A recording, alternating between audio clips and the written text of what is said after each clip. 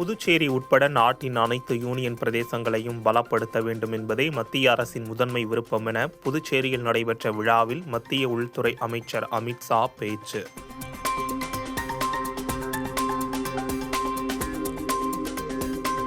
தமிழகம் மற்றும் புதுச்சேரியில் ஓரிரு இடங்களில் வரும் ஆகஸ்ட் 15ஆம் தேதி வரை லேசானது முதல் மிதமான மழை பெய்ய வாய்ப்புள்ளதாக சென்னை வானிலை ஆய்வு மையம் தகவல்.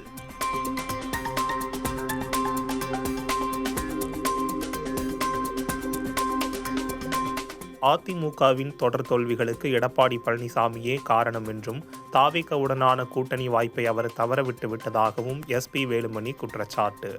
மேலும் சசிகலா மற்றும் டிடிவி தினகரனை மீண்டும் கட்சியில் சேர்க்க வேண்டும் என்றும் வலியுறுத்தல்.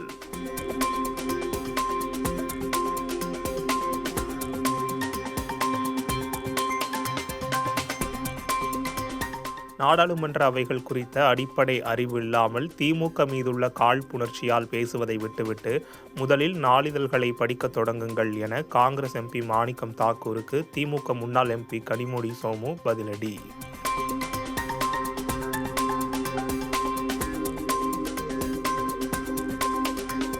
திமுகவை எதிர்ப்பதில் உறுதியாக இருப்பதால் தான் தாவேகாவுக்கு ஆதரவளித்தோம் என்றும் அதிமுக பொதுச் செயலாளர் எடப்பாடி பழனிசாமியுடன் இருப்பது ஆரோக்கியமான கருத்து வேறுபாடு மட்டுமே என்றும் எஸ்.பி. வேலுமணி பேச்சு.